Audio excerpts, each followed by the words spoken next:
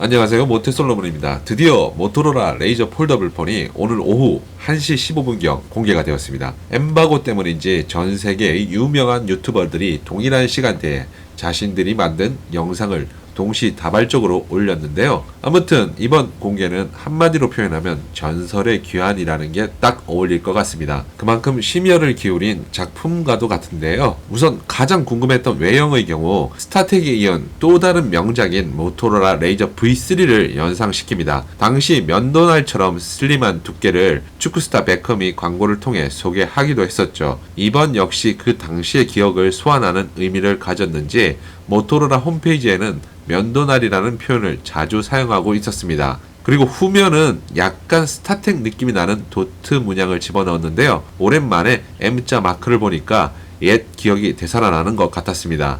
아무튼 결론적으로 무척 멋있는 스타일로 제작되었다는 것을 알 수 있었습니다. 조개가 열고 닫히는 모양을 형성한 클램셀 디자인 역시 현재까지 나온 폴더블 폰과는 비교되는 부분이라고 할 수 있는데요. 물론 삼성에서 갤럭시 폴드 2를 클램셀 외형을 적용한다고 했지만 아직 렌더링 이미지 수준으로 공개했다는 측면에서 보면 모토로라 레이저가 좀 더 좋은 평가를 받을 수 있지 않을까 생각합니다. 그리고 개인적으로 중점적으로 바라봤던 부분은 접히는 힌지 부분입니다. 갤럭시 폴드의 경우 접히는 면에 주름이 잡혀서 디스플레이 중앙을 보기 싫게 주름이 가로지르는데요. 하지만 세계적으로 인지도를 가진 유튜버들이 소개하는 영상을 보면 주름이 전혀 잡히지 않는다는 것을 확인할 수 있었습니다. 이는 놀라운 결과라고 할 수 있는데요. 물론 실제 사용해봤을 때 어떨지는 좀 더 지켜봐야겠지만 최소 갤럭시 폴드보다는 덜한 것 같은 느낌을 전해줬습니다. 이뿐만이 아니라 힌지 부위의 이물질이 들어가는 문제도 신경 쓴 흔적이 보이는데요. 제로갭 힌지를 사용해서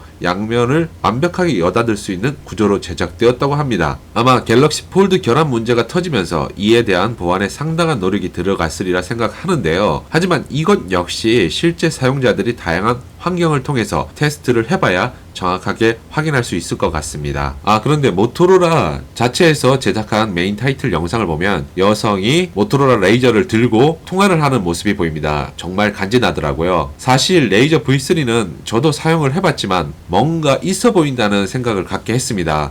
이는 아이폰과는 또 다른 느낌으로 다가오게 되더라고요. 자, 이번에는 메인 디스플레이를 살펴보도록 하죠. 6.2인치 접이식 POLED 2142-876 해상도를 가지고 있습니다. 여기에 21:9 시네마 비전 비율을 자랑하고 있는데요. 현재 시중에 나와 있는 일반적인 스마트폰과 유사한 크기로 낯설게 다가오지는 않을 것 같습니다. 외부에는 보조 디스플레이가 달려 있습니다. 터치 방식으로 동작하고 폰을 열지 않고 문자나 메시지, 음악 재생, 셀카, 전화기 설정 등의 제법 많은 기능을 활용할 수가 있다고 하는데요. 만약에 잠을 자다가 갑작스럽게 알림 같은 게 온다면 빠르게 확인하기 아주 좋겠습니다. 크기는 2.7인치이고 GOLED를 사용한다고 합니다. 해상도는 600에 800으로 다양한 작업을 하기에는 부족함이 없어 보이는군요. 화면 비율은 4:3이고요. 전체 크기는 펼쳤을 때 72mm, 172mm, 6.9mm이고요. 접었을 때는 72mm, 94mm, 14mm입니다.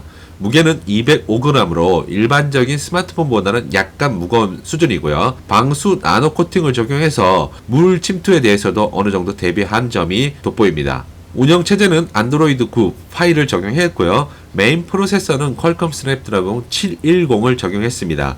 여기에 지문 인식기와 가속도계, 나침반, 자이로 GPS 등을 탑재하고 있고요.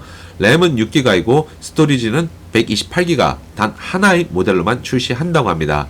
이 부분은 선택의 폭이 좁아서 조금은 아쉬움으로 남군요. 배터리는 2510mAh를 적용하고 있고요.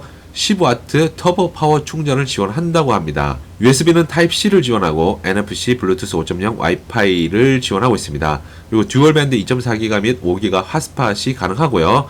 통신은 LTE 버전만 나오고 5G 모델은 없다고 합니다. 그리고 4개의 마이크와 하단에 스피커를 넣어둬서 스테레오 사운드 수준은 어떨지 이것은 추후 출시가 되면 사용자들에 의해서 확인을 해봐야 될 것 같군요. 그리고 카메라를 찍을 때 전체 디스플레이를 활용해 촬영이 가능해서 좀 더 디테일한 부분까지 찍을 수 있을 것 같습니다. 카메라 스펙은 1600만 화소 f1.7의 밝기를 지원하고 있고요. EIS 흔들림 방지를 채택하고 있어서 어느 정도 흔들림 보정에 대한 부분은 신경을 쓴 것 같습니다. 그리고 전면은 500만 하소 f2.0의 밝기를 가진 렌즈를 장착하고 있습니다. 하지만 4K 비디오 촬영 가능 여부는 확인할 수가 없었는데요. 이 부분은 추후에 확인을 해봐야 될 것 같습니다.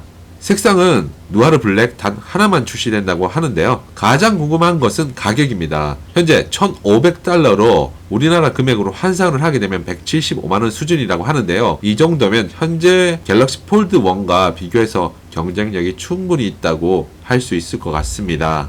마지막으로 모토로라 레이저는 자체적인 테스트를 통해 보다 안정감 있는 제품을 만들었다고 하는데요. 새로운 폼팩터의 전쟁에서 삼성은 일단 결함으로 인해 초반 이슈가 있었지만 희소성으로 인해 물량이 모자라는 현재의 상황입니다. 하지만 레이저 폴더블 폰이 출시가 된다면 상황은 달라질 것이고 향후 전 세계 제조사들의 폴더블 폰 폼팩터 전쟁이 더욱 가속화되리라고 생각되는군요. 이렇게 되면 가격 역시 더 낮아질 수 있지 않을까 싶은 기대감을 가지는데요. 자, 이렇게 오늘은 모토로라 레이저 폴더블 폰을 알아봤고요. 그동안 많은 유저들이 기다렸는데 저 개인적으로는 상당히 만족스러운 폼팩터이고 프로세서를 제어하고는 나름 괜찮았던 것 같습니다. 그래서 추후 출시가 된다면 하나 구매하고 싶은 생각을 가져보게 되네요. 자, 이렇게 소개를 해드렸고요. 제 영상이 도움이 되셨다면 구독과 좋아요, 여기에 알림 설정까지 함께 부탁드립니다. 감사합니다.